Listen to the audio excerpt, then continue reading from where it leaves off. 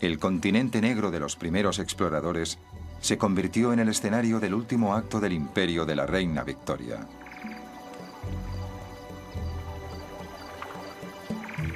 Siguiendo los pasos de misioneros como David Livingstone, las potencias de Europa llevaron a cabo una carrera brutal para conseguir más colonias.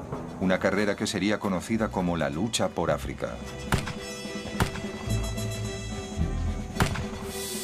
En Gran Bretaña, este último estallido expansionista fue inspirado por dos hombres cuyas historias llevarían al pueblo británico al clímax del fervor imperialista.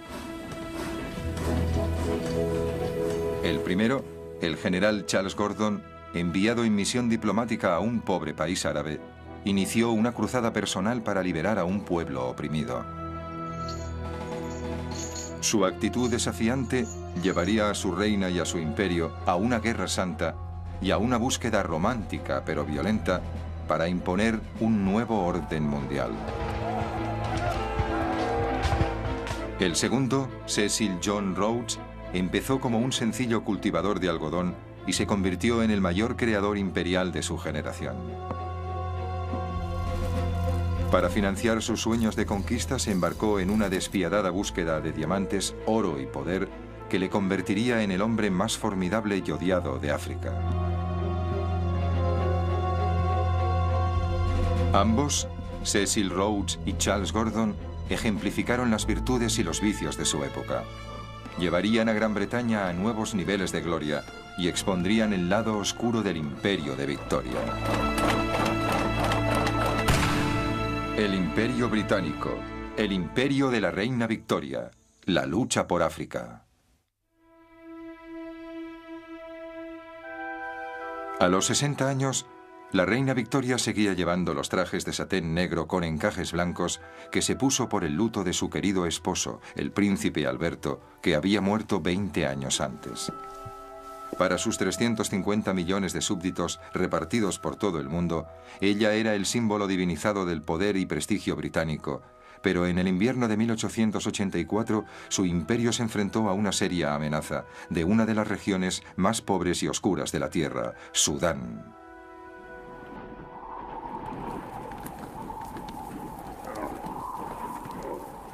Hay un refrán árabe que dice: cuando Alá creó Sudán, se rió. En tiempos de la reina Victoria, la mayoría de sus 9 millones de habitantes eran nómadas, que vagaban por un desierto tan grande como Europa Oriental. Sudán no tenía carreteras ni ferrocarriles y ni siquiera había sido cartografiado.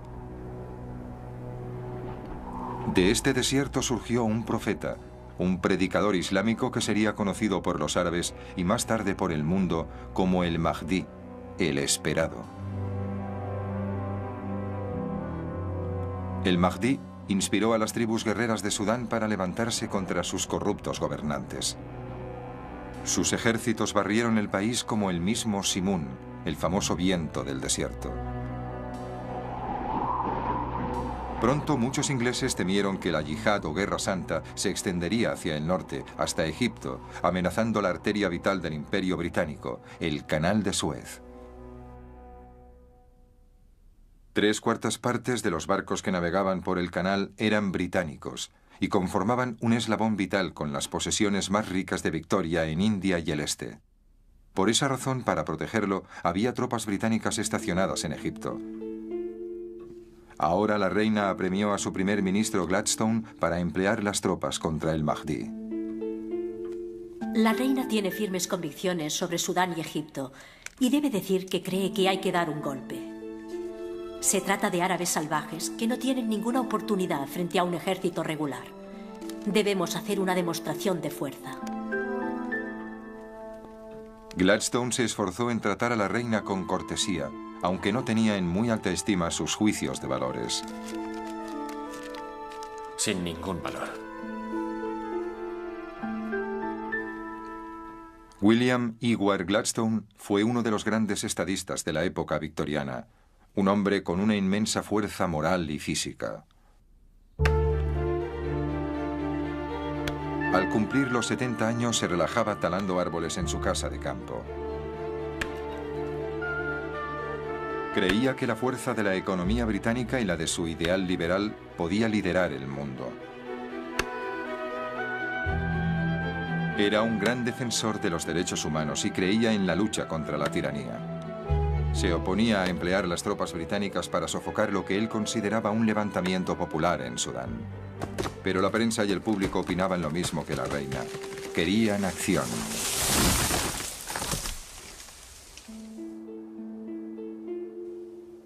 El gobierno de Gladstone decidió ganar tiempo. Propuso enviar a un alto oficial del ejército a Sudán para que informara de la situación. Para esta misión, eligió a uno de los héroes más populares de la época victoriana, el general Charles George Gordon.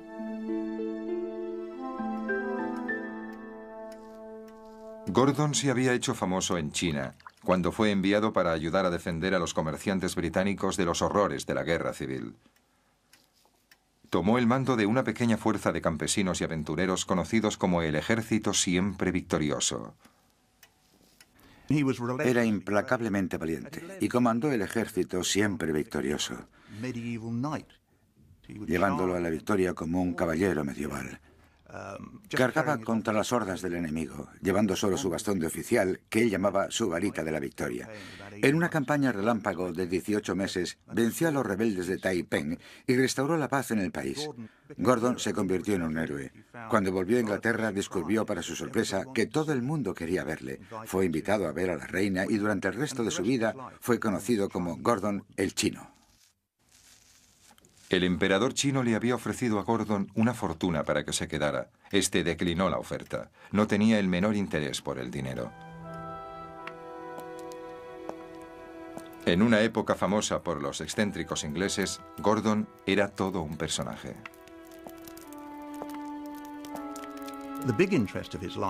Lo que más le interesaba en la vida, algo que era mucho más que un pasatiempo, prácticamente una obsesión, era el cuidado de los niños, particularmente pequeños.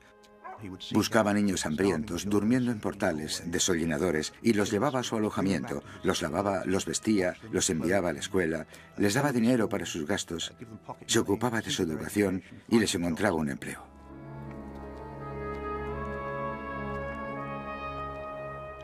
Tenía docenas de esos niños repartidos por todo el imperio. Tenía un mapa con banderitas que marcaban dónde vivían o trabajaban en aquel momento. Los llamaba sus reyes. Y cuando la gente le ofrecía dinero, solo aceptaba el necesario para pagar la educación de esos niños. Y no había nada raro en ello. Nadie ha sugerido en ningún momento que el interés por esos niños estuviera motivado por otra cosa que no fuera la caridad cristiana. Era el arquetipo del varón cristiano de la época victoriana. Según todos los informes, Gordon era célibe y profundamente religioso. Donde quiera que fuera, se llevaba una Biblia y una generosa provisión de brandy.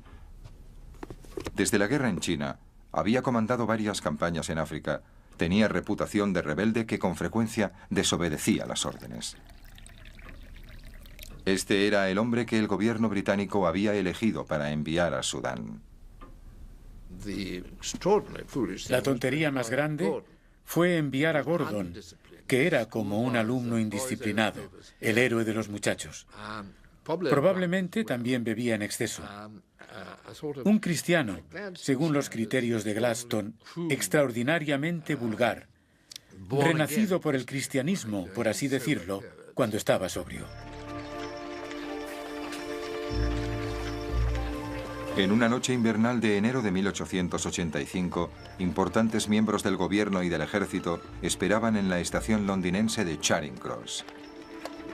Se habían reunido para despedir al héroe en la primera etapa de su viaje hasta Jartum, la capital de Sudán.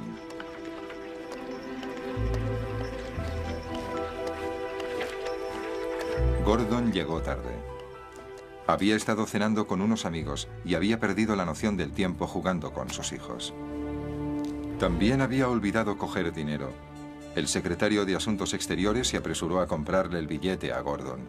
Los otros hurgaron en sus bolsillos para darle un reloj de oro y todo el dinero que llevaban encima. Uno de los generales intentó recaudar más dinero.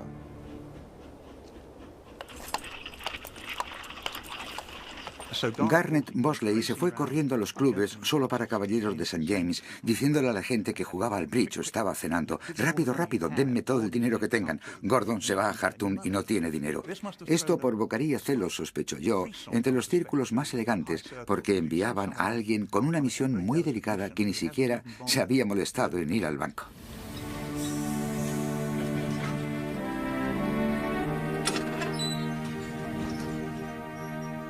Wolsey consiguió unas 200 libras y corrió de vuelta a la estación.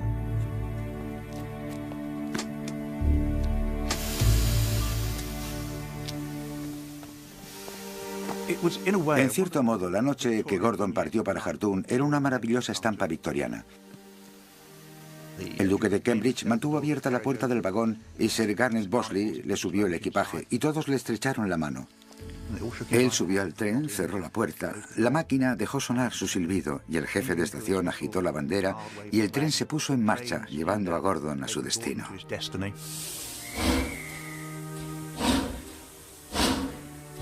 Lord Granville, secretario de Asuntos Exteriores, fue el único en expresar sus dudas. Volvieron al club reformista y se sentaron pensativos en los sillones de cuero. Lord Granville tenía una copa de brandy con la que jugueteaba y olía, y de pronto les dijo a sus colegas: me pregunto si no hemos cometido un espantoso disparate. Sus dudas eran compartidas por el cónsul británico en El Cairo. No es fácil tratar con un hombre que en los momentos de dificultad recibe sus instrucciones del profeta Isaías. Gordon había recibido 2 pliegos de instrucciones. Según el primero, debía ir allí, averiguar qué estaba pasando e informar si creía que podría sofocar la rebelión del Mahdi. Y según el otro, el caso de no ser posible, tenía que informar de cómo podrían ser evacuados los comerciantes europeos de Khartoum. Pero claro, cuando llegó, debido a que Gordon siempre hacía lo que quería, decidió hacer algo completamente diferente.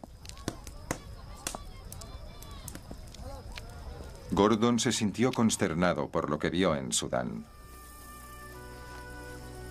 Hombres, mujeres y niños vagaban encadenados por el desierto con destino a los grandes mercados árabes de esclavos, donde los hombres eran castrados y vendidos como eunucos y las mujeres eran desnudadas y subastadas para servir en los harenes.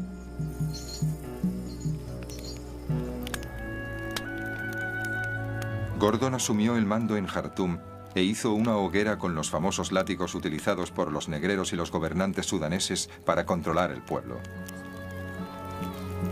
Estaba determinado a ser el salvador de los oprimidos sudaneses.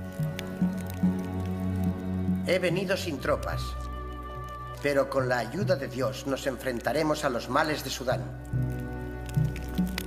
Pero antes, Gordon intentaría aliarse con el hombre al que debía enfrentarse, el Mahdi. Le envió un uniforme de gala, ofreciéndole su amistad personal si el Mahdi ponía fin a su guerra santa. Ahora Gordon sabría la clase de hombre con el que tenía que tratar. El Mahdi le devolvió el uniforme con una jiba, propia de las tribus del desierto, y una nota invitando a Gordon a convertirse al Islam y a unirse a su ejército. Gordon se dio cuenta de que el Mahdi era un hombre como él mismo, que no podía comprarse, un hombre que recibía sus instrucciones del profeta, excepto que en el caso del Mahdi no era el profeta Isaías, sino Mahoma. Gordon decidió que la única forma era vencerle en el campo de batalla. Su primer paso fue mejorar las defensas de la ciudad. Envió patrullas para averiguar qué estaban haciendo los hombres del Mahdi. Acumuló munición, entrenó a las tropas, cavó trincheras, todo lo que haría un soldado profesional. Gordon se aprovechó de la posición de Khartoum, donde se unen el Nilo Blanco y el Nilo Azul. Cavó un canal defensivo entre los 2 ríos, aislando la ciudad. Luego se dispuso a esperar el ataque de el Mahdi.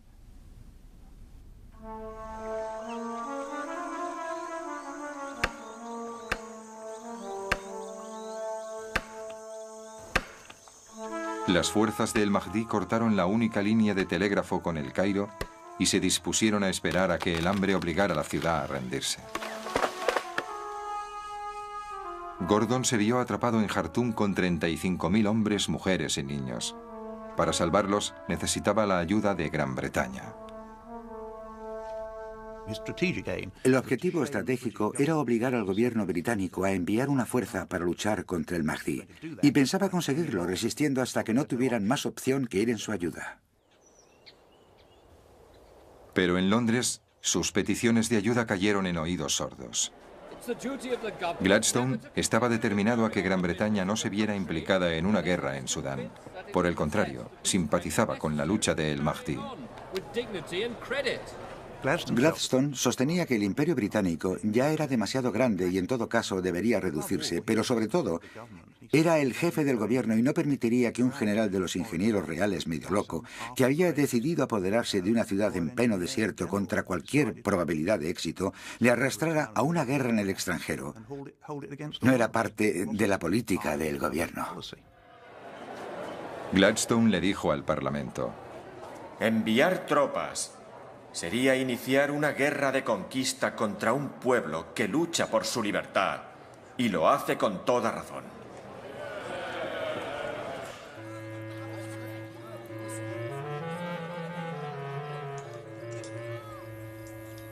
Pero Gordon, atrapado en Jartum, colocó al gobierno británico en una situación embarazosa. Después de todo, había sido idea suya enviar a Gordon a Sudán, y ahora que ese héroe excéntrico había captado la imaginación del público, no podían dejarlo allí a su suerte. Además, debían contar con la reina. Victoria compartía el miedo de su pueblo por la seguridad del general Gordon. Este gallardo guerrero parecía personificar las virtudes marciales y cristianas de su imperio. Le escribió a Gladstone: la reina tiembla por la seguridad del general Gordon. Si algo le ocurriera, los resultados serían terribles. Gordon corre peligro. Está obligado a intentar salvarle. Por el honor del gobierno y la nación, no puede ser abandonado. Pero mes tras mes, mientras Gordon resistía frente al Mahdi, Gladstone lo hacía frente a la reina. Nadie estaba dispuesto a rendirse. La situación en Jartum se iba deteriorando progresivamente. Empezó a escasear la comida, había disturbios por culpa de la comida, la gente intentaba desertar, aunque esto no progresó cuando las fuerzas del Mahdi les cortó la cabeza. Lentamente el cerco se iba cerrando y en otoño la ciudad estaba asediada y no había salida posible. Solo podían defenderse o esperar a un ejército de liberación.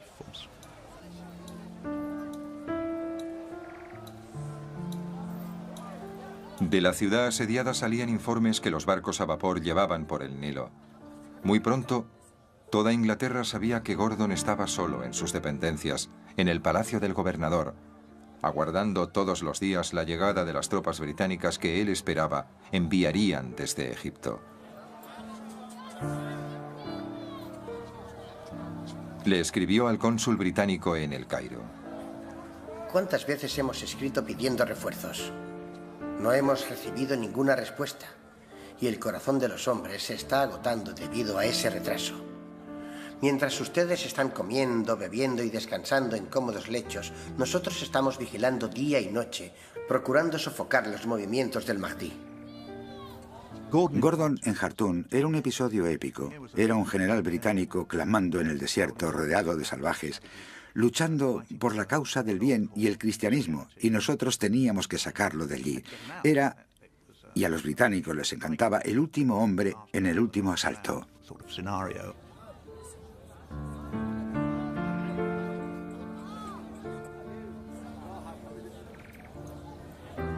El público ya consideraba a Gordon como un héroe, Gordon el chino, y aquí estaba de nuevo el héroe en África y el gobierno tenía que hacer algo al respecto. Gladstone se vio presionado por el público para hacer algo, enviar tropas para salvarlo.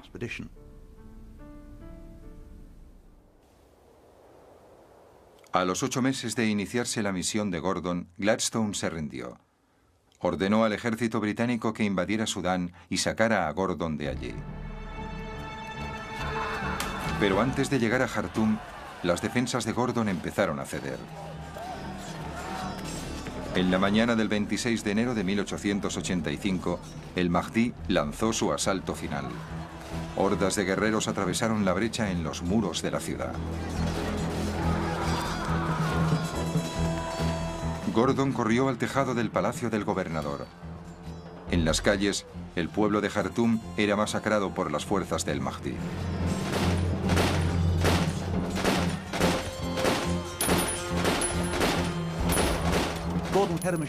Gordon tenía una ametralladora en el tejado del palacio, un Gardner muy parecida a la Gatling.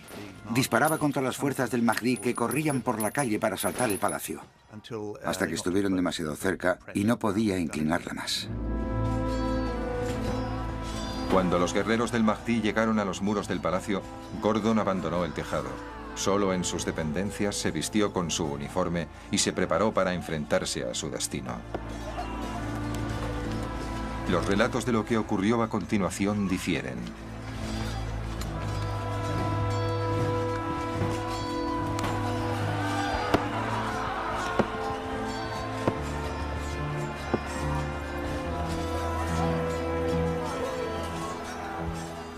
En ese momento, las fuerzas del Mahdi ya habían matado a los soldados y estaban en los jardines del palacio y corrían hacia él.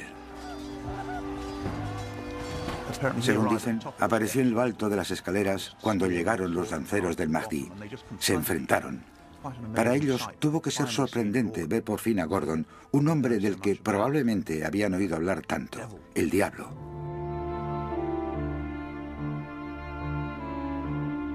Hay un famoso cuadro inspirado en los relatos, o meramente una fantasía, en el que se ve al lancero hundiendo la lanza en el pecho de Gordon. Este cayó encima de la muchedumbre, que lo cortó en pedazos.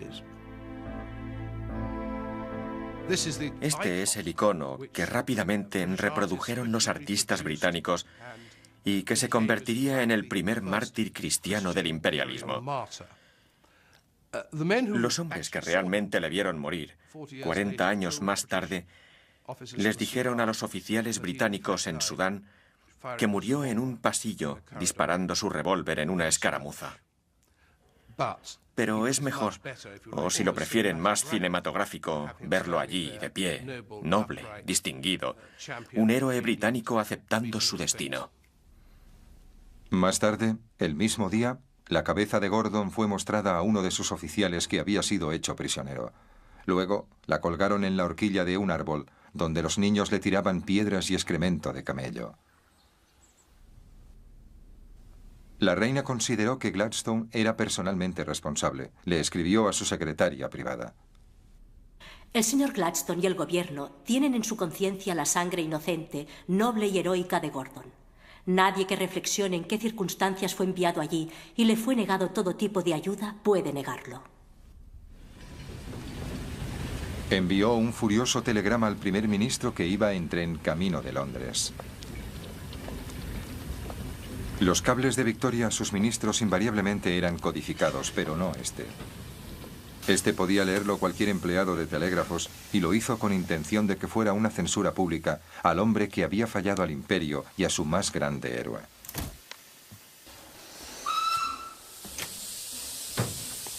El jefe de estación de un pueblo le entregó el telegrama a Gladstone. Las noticias de Jartum son aterradoras. Pensar que todo eso podía haberse evitado, salvando muchas vidas preciosas con solo intervenir antes, es espantoso. Gladstone, que no se dejaba influenciar por la histeria pública o real, ordenó al ejército británico que abandonara Sudán. Pero Gladstone no había sabido juzgar el ánimo del pueblo y del Parlamento. La muerte de Gordon fatalmente debilitó a su gobierno. Perdió las siguientes elecciones. Para Gladstone fue un incidente terriblemente perjudicial. Gladstone no supo apreciar que alguien que para él solo era un general insubordinado, vulgar y poco de fiar, fuera considerado por la opinión pública británica y de hecho por la reina, no hay que olvidarlo, como un verdadero héroe de la época imperial.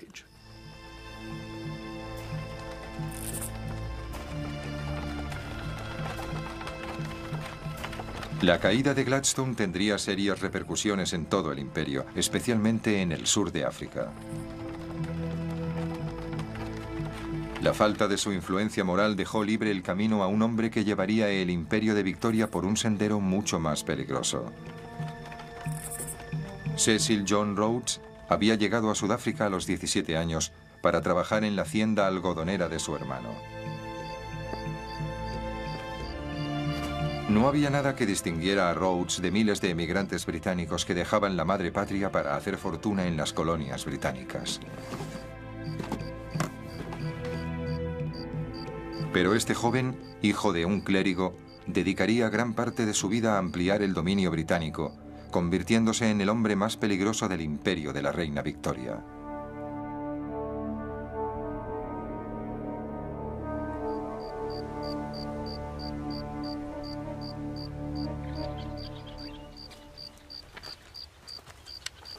Al principio sus ambiciones se limitaron a triunfar como granjero. Se llevaba bien con sus obreros africanos, compartía su comida y hospitalidad y respetaba sus valores. Rhodes era muy intuitivo con el pueblo de África. Le fascinaba la sociedad africana. Se pasaba noches enteras en kraals, aldeas, quería entender cómo funcionaban. Rápidamente aprendió la lengua de los zulúes para comunicarse directamente con ellos. También comprendió el valor que daban los africanos a la confianza de una persona y fue objeto de burla por parte de los otros granjeros porque pagaba a sus obreros por adelantado. Eso era visto por la gente que trabajaba para él como un signo de confianza y, claro, afianzaba su lealtad. Pero Rhodes pronto perdió el interés por la granja. Su llegada a África había coincidido con un decisivo descubrimiento a 750 kilómetros de distancia, en una remota alquería conocida como Colesburg-Kopje.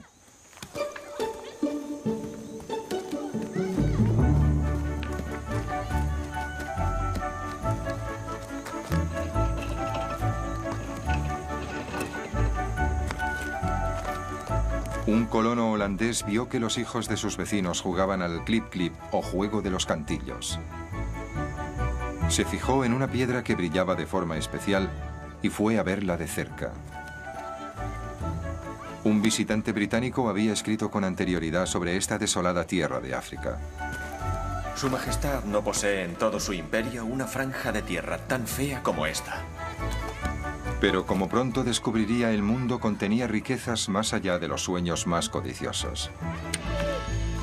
La piedra que el colono había visto se llamaría Eureka y llevaría a la fuente de diamantes más rica jamás encontrada.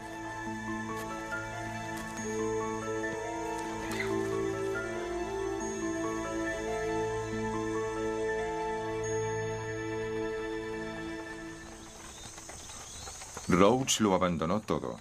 Hizo el equipaje y se sumó a la fiebre de los diamantes. La alquería Colesburg-Kopje pronto se convertiría en la ciudad de Kimberley. Matones de las minas de oro de California y Australia convivían con veteranos de la Guerra de Secesión Americana, aristócratas ingleses e inmigrantes de los guetos de Europa.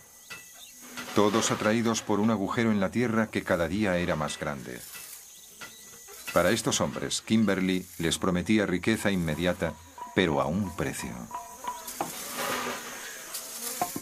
Kimberley era un lugar indescriptible. El ruido, el polvo, el calor. Pueden imaginar esta colonia de 40.000 personas en pleno desierto. El polvo de las excavaciones se veía a 15 o 20 kilómetros de distancia. Al acercarse, se adentraban en un lugar terrible. Cabañas construidas con viejas cajas de embalaje, rodeadas de animales muertos, o los restos de animales muertos. Moscas, infestado de moscas. El salvaje oeste era un lugar tranquilo comparado con Kimberley. Aquí había un bar para cada 16 hombres, y los tiroteos eran algo cotidiano. Pero Rhodes prosperó como buscador de diamantes. En menos de un año escribió a su madre diciéndole que ganaba unas 100 libras a la semana, lo suficiente para convertirlo en uno de los jóvenes más ricos de Inglaterra. Pero en 1872, unos días antes de cumplir los 19 años, sufrió un ataque cardíaco. Los médicos le dijeron que el ataque había sido leve, pero Rhodes sabía que a partir de entonces mantendría una carrera contra la muerte. Eligió una curiosa forma de convalecencia: un viaje épico por la sabana africana.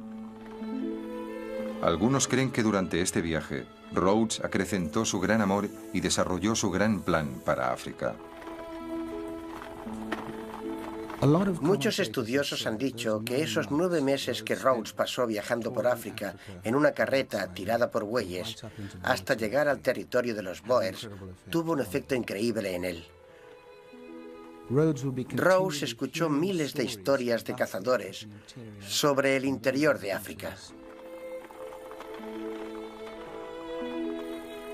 Y yo creo que fue durante ese viaje que consideró sus primeras ideas de un África alcanzable, lista para ser tomada.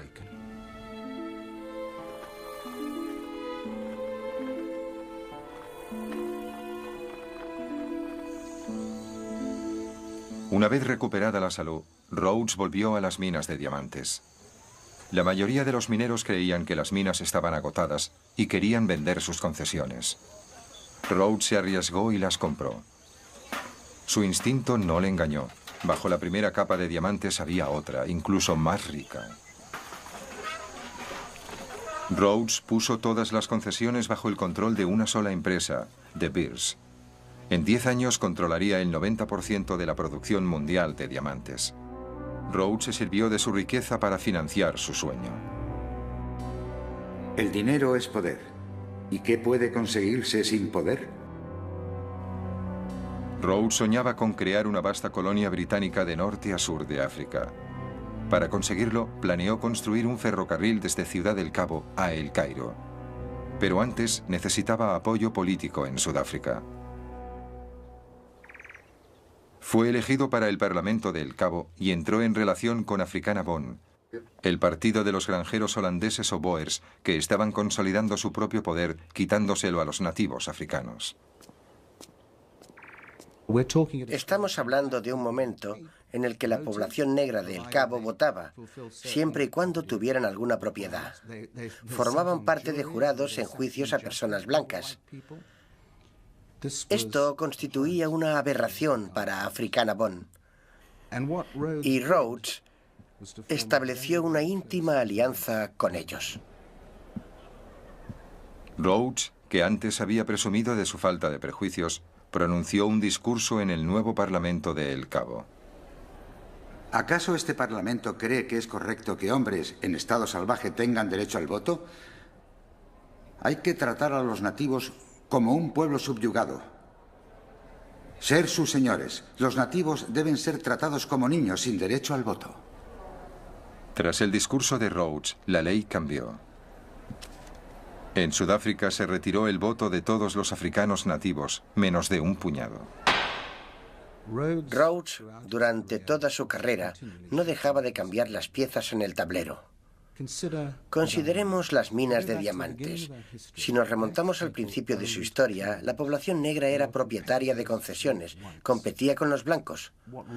Lo que Rhodes quería era disponer de una mano de obra negra de confianza y permanente, encerrada en asentamientos, sin que se les permitiera salir, siendo inspeccionados cada vez que salían de las minas.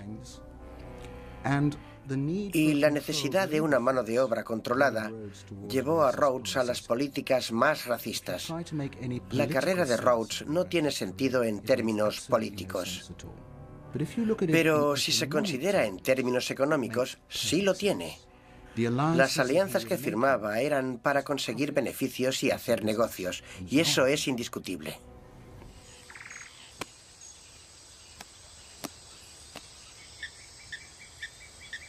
El siguiente paso en el plan de Rhodes era ampliar el territorio británico por el norte hasta las regiones que David Livingstone había explorado años antes. Pero en su ruta se encontraba el imperio de los Matabele, el pueblo de los escudos largos, una de las naciones guerreras más formidables de África. Su rey, Lobengula, conocido como el comedor de hombres, mantenía un reino de terror desde su capital en Bulawayo, el lugar de las matanzas. En sus tierras se había encontrado oro y varios aventureros europeos iban por él. Pero Rhodes quería algo más que el oro. Él quería el territorio de Lobengula. La historia de Rhodes y Lobengula es fascinante y horrible al mismo tiempo. Los dos hombres nunca se vieron, pero mantuvieron una fuerte y extraordinaria relación a través de intermediarios. Rhodes envió a 3 de sus agentes a hablar con Lobengula, y para impresionar al rey de Matabele, incluyó entre ellos a John Moffat, cuñado del gran David Livingstone. Pero Lobengula no tenía ninguna prisa en recibirlos, por lo que se vieron obligados a esperar en el recinto en que el rey tenía sus cabras.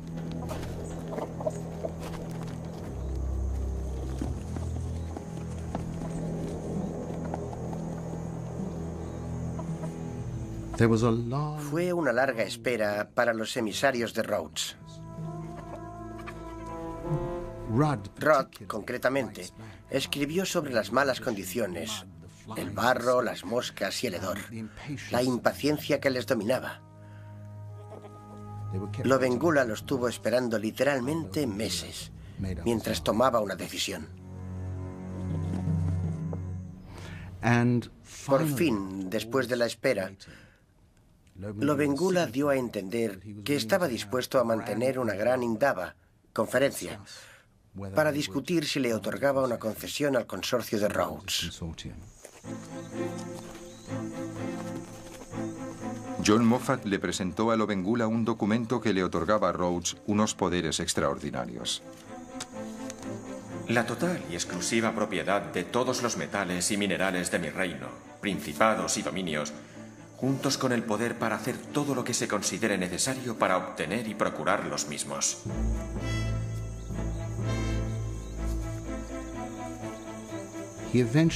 Firmó un documento bien entendido que solo otorgaba a la empresa de Rhodes los derechos de prospección para que sus hombres excavaran 10 agujeros en su territorio. Lo que de hecho había firmado Lobengula equivalía a la venta de su país.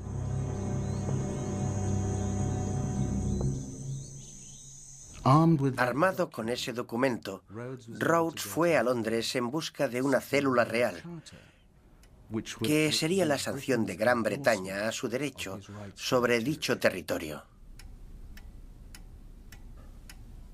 Ahora Rhodes era famoso. Era ampliamente admirado por su inmensa fortuna y sus hazañas. Aunque muchos desconfiaban de él, considerándole un hombre que no permitiría que nada, ni siquiera el gobierno británico, se interpusiera en el camino a su ambición.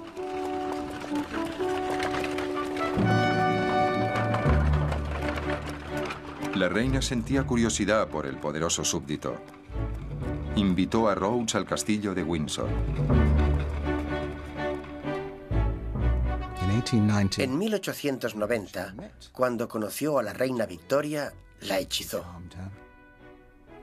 Hay un momento maravilloso en el que se dice que ella le preguntó: ¿es cierto, señor Rhodes, que odia a las mujeres? A lo que él replicó: ¿cómo podría odiar el sexo al que pertenece su majestad? Rhodes consiguió la aprobación de la reina y la cédula real, autorizándole a explotar la concesión del rey Lobengula. Le daba derecho legal para reclutar una fuerza policial de la compañía y construir fuertes por toda la región. Los poderes de un estado independiente. Pero Rhodes aún necesitaba sojuzgar el poder de Lobengula. Para conseguirlo llamó a su mejor amigo, el doctor Leander Starr Jameson, jugador, aventurero y un cruel oportunista.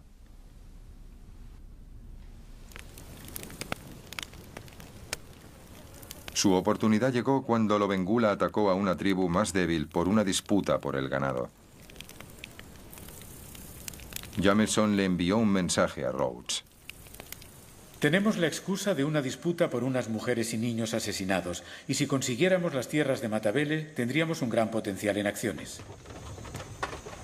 Jameson reclutó una fuerza de 1.400 mercenarios blancos.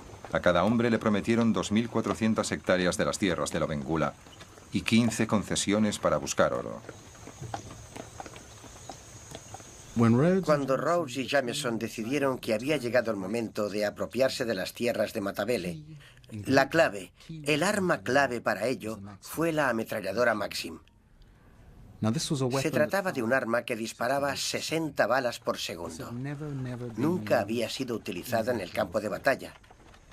Es extraordinario que una empresa, una corporación, poseyera el arma más secreta, por así decirlo, del ejército británico. Pero Rhodes tenía ametralladoras Maxim. Los Matabele contaban principalmente con lanzas y porras.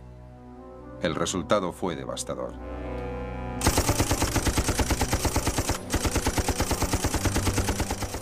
Las ametralladoras Maxim de Rhodes iban segando una y otra vez a los Matabele que avanzaban. Era como cortar el césped. No tenían ninguna oportunidad. Las pérdidas fueron enormes. 3.000 hombres en un solo día. Fue una matanza. Lobengula huyó de Bulawayo con sus esposas. Pocos días después encontró su carreta con el cuerpo del rey a pocos metros. Según uno de sus seguidores, el gran rey de los Matabele se había envenenado. John Moffat, que había convencido a Lobengula para que firmara la concesión minera, estaba consumido por el remordimiento. El rey era un caballero a su manera y se ha pecado gravemente contra él. En noviembre de 1893, el doctor Jameson izó la bandera de la compañía en Bulawayo. Ahora Rhodes tenía el control absoluto sobre un vasto territorio que se llamaría Rhodesia. Pocos días después, hizo su entrada triunfal en la antigua capital de Lobengula y felicitó a sus tropas por la destrucción de lo que él llamaba una implacable barbarie. John Moffat había cambiado de posición. El gran Rhodes está vanagloriándose. Todo el mundo se inclina y le adora como el más sabio de los hombres. La marea popular está con él. Supongo que algún día se producirá una colisión y los hombres recordarán que aún sigue habiendo algo llamado justicia, incluso para los negros.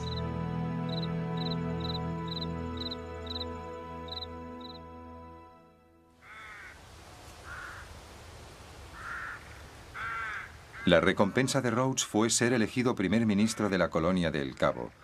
Compró una casa en las laderas del Monte Mesa, con vistas al Océano Índico y al Atlántico. Aquí se rodeó de sus amigos varones y los instruía con sus teorías religiosas y raciales. Es evidente que los blancos han vencido en la lucha por la existencia. Y de la raza blanca, los hombres de habla inglesa han demostrado ser los instrumentos más indicados del plan divino para extender la justicia, la libertad y la paz por la mayor superficie posible del planeta. Por ello, dedicaré el resto de mi vida al propósito de Dios y le ayudaré a conseguir que el mundo sea inglés. Rhodes era el dueño de todo lo que podía ver, pero quería más. Su codicia por el poder pronto llevaría al imperio de Victoria a sus horas más oscuras. En 1886 se encontró oro en el Transvaal, un estado establecido por algunos de los Boers que huían del mandato británico. Rhodes temía que los Boers del Transvaal, enriquecidos por los beneficios de las minas de oro, fueran un obstáculo para sus planes. Si unían sus fuerzas con los colonos alemanes del oeste, bloquearían su ruta hacia el norte. Para evitarlo, Rhodes formó una alianza con mineros descontentos de la ciudad minera de Johannesburgo y planificó un levantamiento para derrocar a los Boers. Jameson le aseguró a Rhodes: cualquiera puede apoderarse del Transvaal con una docena de revólveres. Rhodes diseñó el plan para apoderarse del Transvaal por la fuerza, y estos eran los elementos. Que el pueblo de Johannesburgo se levantara en una revuelta, pedirían ayuda y Jameson respondería a la llamada con una fuerza de mercenarios y policías de Rhodesia y, por así decirse, apoderarse del país.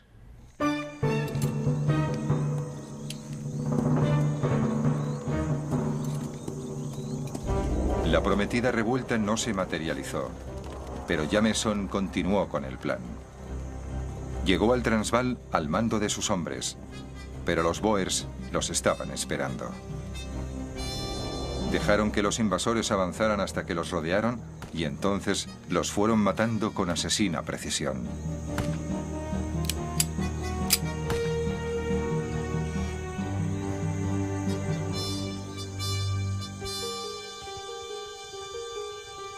Según el comandante de los Boers, muchos de los hombres de Rhodes eran adolescentes y algunos se echaron a llorar. La incursión de Jameson en el Transvaal fue considerada como un ataque no provocado sobre un estado independiente, un acto de agresión. Repercutió en todo el mundo. Rhodes se vio obligado a dimitir como primer ministro de la colonia de El Cabo y fue requerido por Londres para responder ante el Parlamento británico. Pero no tenían nada que temer. En Gran Bretaña, la opinión pública era claramente anti-Boer. La reina expresó el sentir popular en una carta a su hija. Los Boer son un pueblo horrible, cruel y despótico. Rhodes había llevado a Gran Bretaña a un camino muy peligroso. Sus métodos violentos y sin escrúpulos provocaron una reacción que conmocionó al imperio hasta la médula, y en un momento en el que la reina se preparaba para celebrar las glorias y triunfos de su reinado.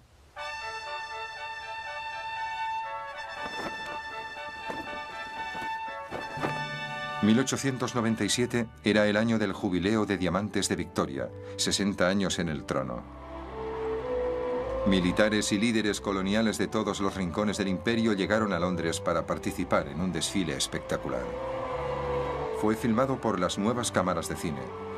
La pequeña mujer bajo la sombrilla gobernaba una quinta parte de la población del planeta. Ha sido un día inolvidable. Creo que nadie ha recibido una ovación como la que me han dedicado a mí. Los vítores eran ensordecedores y todas las caras parecían resplandecer de alegría. Pero la alegría pronto se convertiría en desilusión cuando soldados que habían desfilado por las calles de Londres fueron enviados a luchar en la guerra en Sudáfrica. Los británicos enviaron un ejército para realizar lo que Rhodes no había conseguido, poner fin a la independencia de los Boers. La guerra de los Boers empezó un año después del jubileo de la reina. Los británicos creían que sería una campaña breve y gloriosa, pero los Boers estaban bien armados.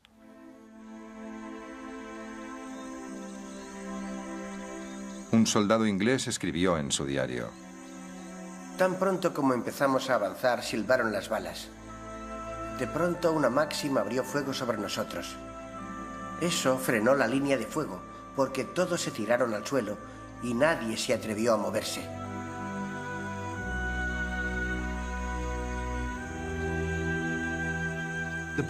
Los británicos fueron a la guerra en Sudáfrica muy mal preparados para ese tipo de contienda. La mayoría de los generales que lucharon contra los Boers estaban acostumbrados a un enemigo que luchaba con lanzas. Fue una sorpresa para ellos. Hubo casos en los que se rindieron. La gente no podía soportarlo más. Tiraban las armas y echaban a correr. Hubo gritos de cobardía.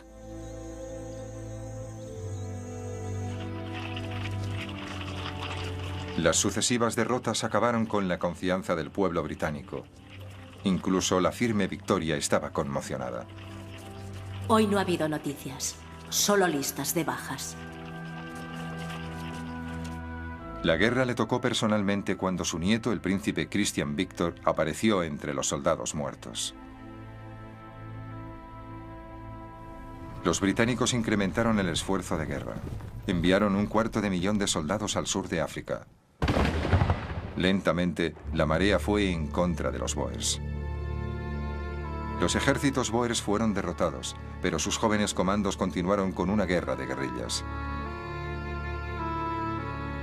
Como represalia, el comandante en jefe, el general Kitchener, inició una guerra de agotamiento, quemando alquerías y reuniendo a mujeres y niños.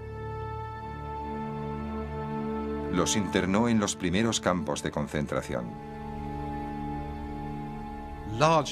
Un gran número de civiles bóers se vio expuesto al tifus y al cólera, y como resultado de ello se convirtieron en campos de la muerte, que la prensa británica y muchos liberales denunciaron como un método bárbaro de hacer la guerra.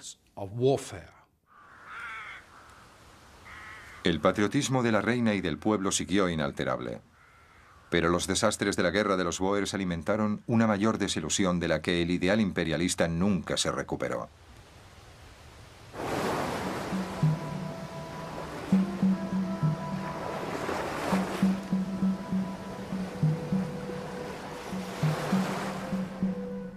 Cecil Rhodes, el hombre que había hecho más que nadie para iniciar esta guerra, aún tenía que luchar una última batalla.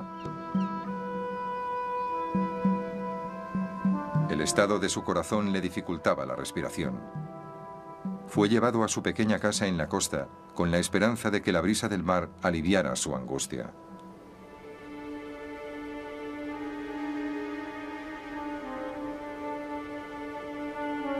Pero aquí, a los 48 años de edad, perdió su carrera contra la muerte.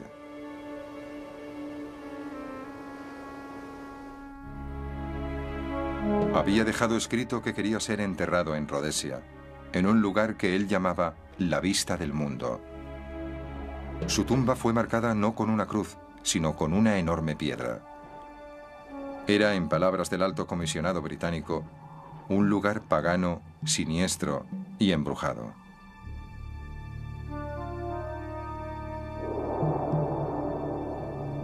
Muchas de las actitudes que Rhodes había defendido fueron enterradas con él.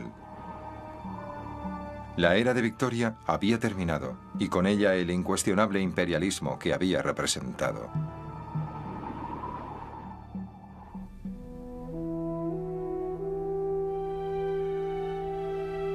La reina Victoria falleció la noche del 22 de enero de 1901. Tenía 81 años. Siguiendo sus instrucciones, la vistieron de blanco y echaron flores de primavera sobre su cuerpo.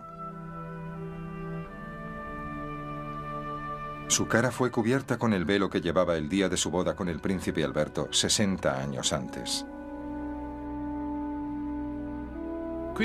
La muerte de la reina Victoria fue considerada por muchos como el final de una era. Pero también, en 1901, se temía que otras potencias se levantaran, presionando a Gran Bretaña para ceder su primacía en el mundo. Así que en los últimos días del reinado de la reina hubo temores y recelos.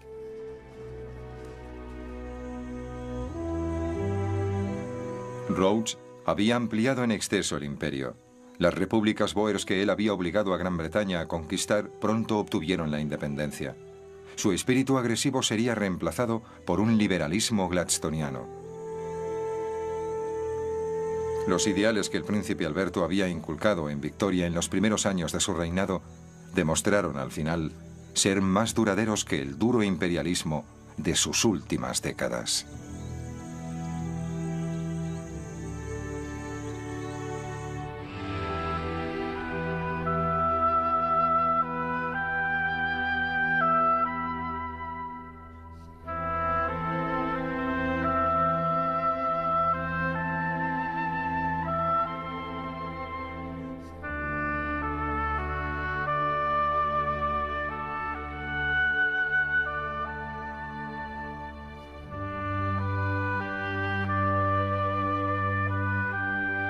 Años antes. Para sus 350 millones de súbditos repartidos por todo el mundo, ella era el símbolo divinizado del poder y prestigio británico, pero en el invierno de 1884 su imperio se enfrentó a una seria amenaza de una de las regiones más pobres y oscuras de la tierra, Sudán.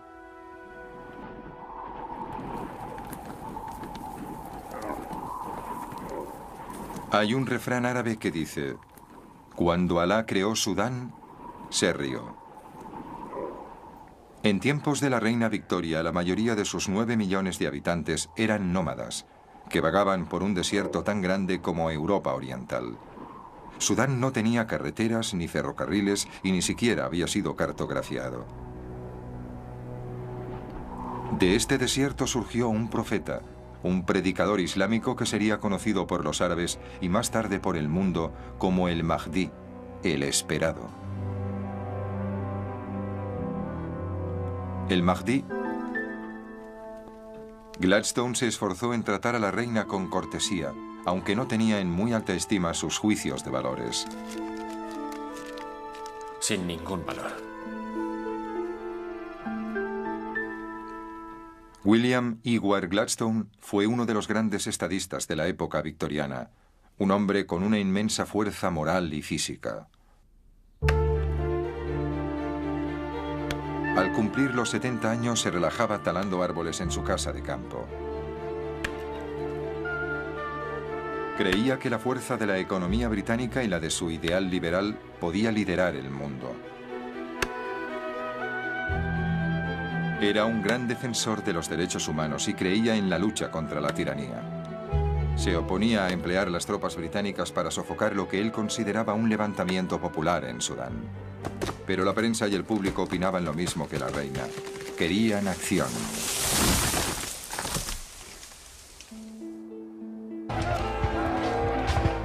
El segundo, Cecil John Rhodes, empezó como un sencillo cultivador de algodón y se convirtió en el mayor creador imperial de su generación. Para financiar sus sueños de conquista se embarcó en una despiadada búsqueda de diamantes, oro y poder que le convertiría en el hombre más formidable y odiado de África. Ambos, Cecil Rhodes y Charles Gordon, ejemplificaron las virtudes y los vicios de su época. Llevarían a Gran Bretaña a nuevos niveles de gloria y expondrían el lado oscuro del imperio de Victoria. El Imperio Británico, el imperio de la reina Victoria, la lucha por África. A los 60 años, la reina Victoria seguía llevando los trajes de satén negro con encajes blancos que se puso por el luto de su querido esposo, el príncipe Alberto, que había muerto 20 años. Inspiró a las tribus guerreras de Sudán para levantarse contra sus corruptos gobernantes. Sus ejércitos barrieron el país como el mismo Simún, el famoso viento del desierto.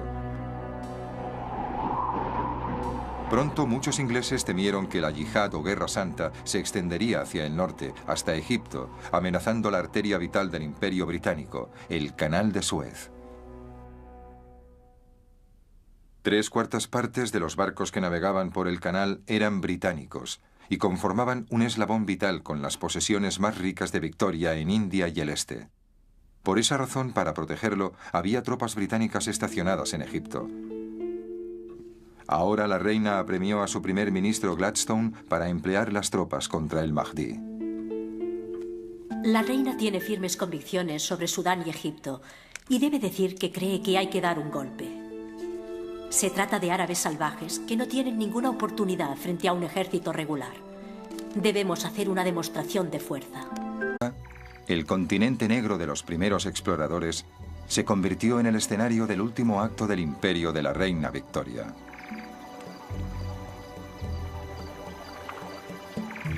Siguiendo los pasos de misioneros como David Livingstone, las potencias de Europa llevaron a cabo una carrera brutal para conseguir más colonias. Una carrera que sería conocida como la lucha por África. En Gran Bretaña, este último estallido expansionista fue inspirado por 2 hombres cuyas historias llevarían al pueblo británico al clímax del fervor imperialista. El primero, el general Charles Gordon, enviado en misión diplomática a un pobre país árabe, inició una cruzada personal para liberar a un pueblo oprimido. Su actitud desafiante llevaría a su reina y a su imperio a una guerra santa y a una búsqueda romántica pero violenta para imponer un nuevo orden mundial.